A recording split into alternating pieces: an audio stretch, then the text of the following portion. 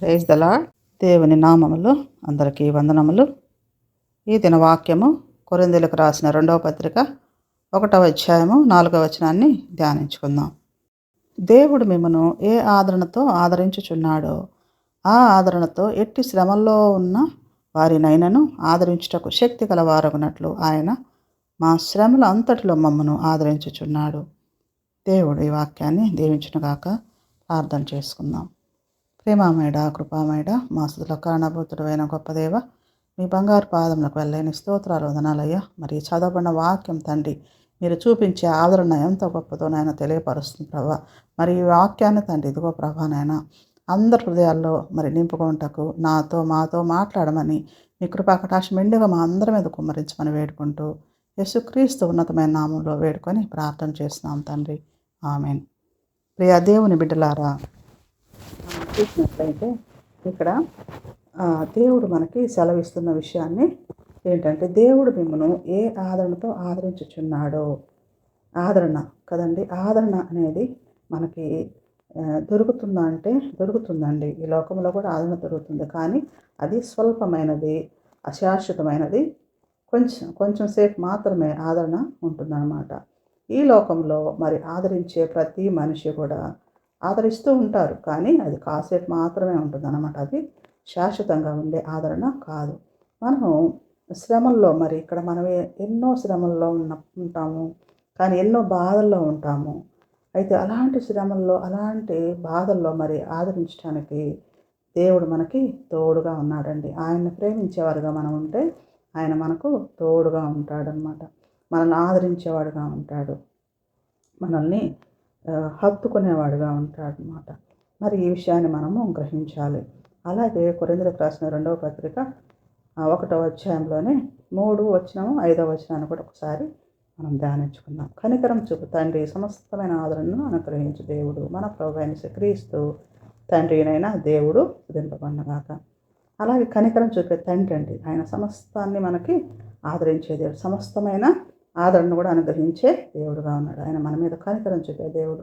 మనం బాధల్లో ఉన్నప్పుడు, తర్వాత మనము కొన్ని విషయాల్లో చాలా బాధపడుతూ ఉంటాము, మనము నిగ్రహించుకోలేకుండా ఉంటాము. అలాగే మరి ఇలాంటి పరిస్థితుల్లో దేవుడు ఏం చేస్తాడంటే మనల్ని హత్తుకొని ఆదరిస్తూ ఉంటాడండి. శాంతి సమాధానం కోల్పోయిన పరిస్థితుల్లో మనం ఉండొచ్చు కదండి. మరి మూలుగుచ్చు ఉండొచ్చు. ఇక్కడ మనకి చూసినట్లయితే 5వ వచనంలో కూడా ఒకసారి మనం చూసినట్లయితే, క్రీస్తు యొక్క శ్రమలు మా యందు ఎలాగూ విస్తరించుచున్నవో అలాగే క్రీస్తు ద్వారా ఆదరణయు మాకు విస్తరించుచున్నది. పౌలు గారు చెప్తూ ఉన్నారనమాట. క్రీస్తు యొక్క శ్రమలు మా యందు ఎలాగో విస్తరించున్నావు కదండి.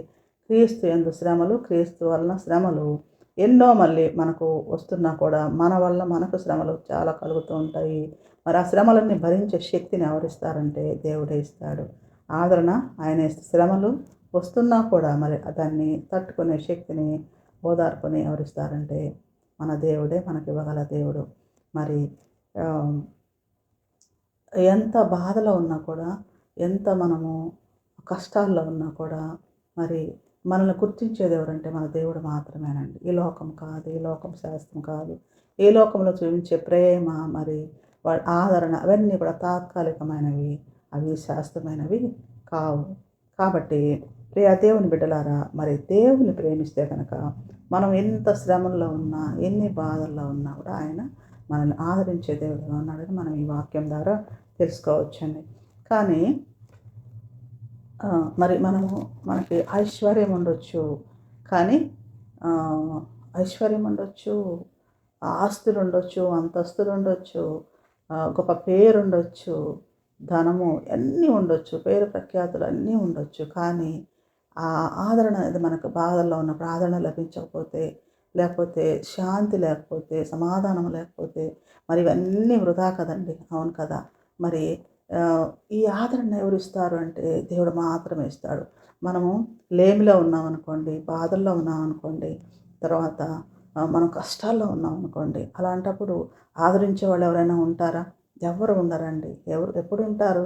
మన దగ్గర ఐశ్వర్యం ఉన్నప్పుడు, మన దగ్గర బలం ఉన్నప్పుడు, అలాగే మన దగ్గర ఇంకా ఏమైనా గొప్ప పేరు మనకున్నప్పుడు, అలాంటప్పుడు మనల్ని అందరిని కూడా గౌరవించేవారుగా, ఆదరించేవారుగా ఉంటారు. కానీ లేమిలో కూడా మరి ఎలాంటి లేమిలో ఉన్న, కష్టాల్లో ఉన్న, నష్టాల్లో ఉన్న, బాధల్లో ఉన్న దేవుడు మాత్రం మనకు శాంతి సమాధానం ఇచ్చి ఆదరించే దేవుడుగా ఉంటాడని మనం నమ్మాలండి. ఎందుకంటే వాక్యం అలా సెలవిస్తున్న, వాక్యం అంటే దేవుడే కదా.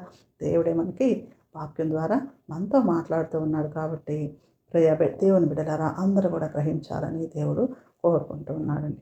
అలాగే రోమీయులకు రాసిన పత్రిక 8వ అధ్యాయము 26వ వచనం నుండి 28వ వచనం వరకు ఒకసారి మనము చూద్దామండి. అటువలే ఆత్మయు మన బలహీనతను చూచి సహాయము చేయుచున్నాడు. ఏలయనగా మనము యుక్తముగా ఎలాగూ ప్రార్థన చేయవలనో మనకు తెలియదు, కానీ ఉచ్చరింప శక్యము కాని మూలుగులతో ఆ ఆత్మ తానే మన పక్షముగా విజ్ఞాపనం చేయుచున్నాడు. మరియు హృదయములను పరిశోధించువాడు ఆత్మ యొక్క మనసు ఏదో ఎరుగును.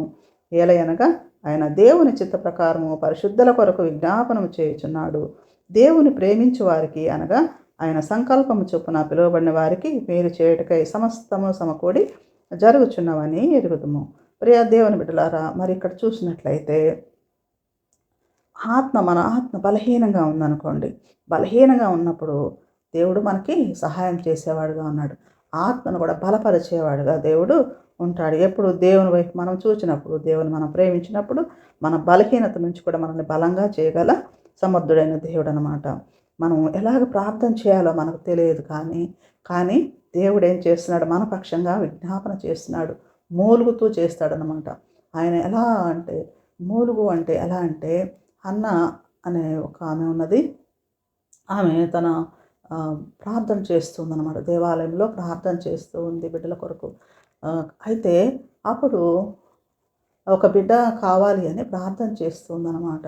చేస్తున్నప్పుడు ఏలి అనే ప్రవక్త ఆమెను చూసి ఆమె మత్తురాలై ఉందనుకొని ఆమెని మత్తురాలుగా ఉన్నావని ఆమెని అంటాడనమాట. అంటే ఆమె అలాగ మూలుగుతూ ప్రార్థన చేస్తూ ఉందన్నమాట. బయటికి మాట్లాడలేక లోపలే బాధపడుతూ లోపలే మూలుగుతూ లోపలే మాట్లాడుతూ ఉందన్నమాట. అలాంటి స్థితిలో కూడా ఇప్పుడు దేవుడు మన కోసం కూడా అలాంటి స్థితిలో ప్రార్థన చేస్తున్నాడు. అలాగే లాజరు చనిపోయినప్పుడు కూడా అలాగే మూలుగుతూ దేవుడు మనకు యేసుక్రీస్తు వారు కూడా అలాగే మూలుగుతూ ఉన్నారనమాట. అంత బాధపడుతూ ఉన్నారు. అలాంటి బాధను మనం కలిగి ఉన్నప్పుడు దేవుడు మన కొరకు విజ్ఞాపన చేసేవాడుగా ఉన్నాడు. యేసుక్రీస్తు వారు మన కోసం విజ్ఞాపన చేసేవారుగా ఉన్నారు. మనం కూడా అలా మూలుగుచు మనసులో బాధపడుతూ మనము ఆ బాధని దేవునికి వ్యక్తం చేస్తూ మనం ప్రార్థనలో ఉండాలన్నమాట. అని దేవుడు మన హృదయాలను కూడా దేవుడు పరిశోధించేవాడుగా ఉన్నాడు అనమాట. ఏలయనగా ఆయన దేవుని చిత్త ప్రకారం పరిశుద్ధుల కొరకు విజ్ఞాపన చేస్తున్నాడు. పరిశుద్ధుల కొరకు ఏం చేస్తాడు, విజ్ఞాపన చేస్తాడనమాట. మనలందరినీ పరిశుద్ధులుగా మనం ఉండమని దేవుడు కోరుకుంటున్నాడు. పరిశుద్ధత కలిగి ఉంటే కనుక ఆయన మన కొరకు చేసేవి అన్నీ ఇన్ని కాదండి. ఈ లోకం శాస్త్రం కాదు, కానీ ఆయన చేసే మేలులను బట్టి మనం ఎక్కడుంటామంటే ఆయన చెంతన ఉంటామన్నమాట. కాబట్టి మనం ఈ లోకంలో మనకి ధనం కావాలి, లేకపోతే ఇంకేదో కావాలని మనం ఆశపడకుండా, మనకు వచ్చిన కష్టాలను బట్టి, ఒకవేళ ధనం లేదని బాధపడకుండా, లేకపోతే ఇంకా ఐశ్వర్యం లేదని బాధపడకుండా, ఇంక ఏ విషయాల్లో కూడా బాధపడకుండా, మనకు వచ్చిన శ్రమలను బట్టి దేవుని స్తుతిస్తూ, శ్రమల్లో కూడా దేవుని స్తుతిస్తూ మర్చిపోకుండా ఆయన సేవించినట్లయితే, ఆయన ప్రేమించినట్లయితే ఆయన ఏం చేస్తాడు, మనకు శ్రమల్లో కూడా బలాన్ని, శక్తిని, ధైర్యాన్ని, శాంతి సమాధానాన్ని ఇచ్చే దేవుడుగా ఉన్నాడనమాట. అవి లేకపోతే మనం కొంతమందిని చూసినట్లయితే ఈ శాంతి సమాధానం ఆదరణ లేని వాళ్ళు, చాలా గొప్పవాళ్ళు కొంతమంది ఏం చేశారంటే ఎంతో వాళ్ళకి ఒక పేరుంది, ఆస్తుంది, అంతస్తుంది, అన్నీ ఉన్నాయి, కానీ వాళ్ళకి మనశ్శాంతి లేదు. అలాంటి పరిస్థితుల్లో ఏం చేశారంటే వాళ్ళు సూసైడ్ కూడా చేసుకునే పరిస్థితి వచ్చిందనమాట. కాకపోతే అలాగే కొంతమంది రియలైజ్ అయ్యి అలాగే మారు మనసు కలిగి జీవించిన వారు కూడా ఉన్నారనమాట. కానీ ఈ విధంగా మనం చూసినట్లయితే అవన్నీ వృధా అనేది తెలుసుకొని మనం ఏదైతే అసలు నిజంగా మనకి ఏం కావాలంటే దేవుని బిడ్డగా జీవించడం అనేది కావాలి. అప్పుడు ఆయన మనల్ని ఆదరించేవాడుగా, మనకి ఎలాంటి ఆపదలు వచ్చినా, ఎలాంటి సిచ్యువేషన్స్ని కూడా మనం ఎదుర్కొనే శక్తి, బలం మనలో ఉంటాయి కాబట్టి మనకేమీ కూడా అప్పుడు అనిపించదనమాట. ఈ విధంగా దేవుడు మనకి సెలవిస్తూ ఉన్నాడనమాట.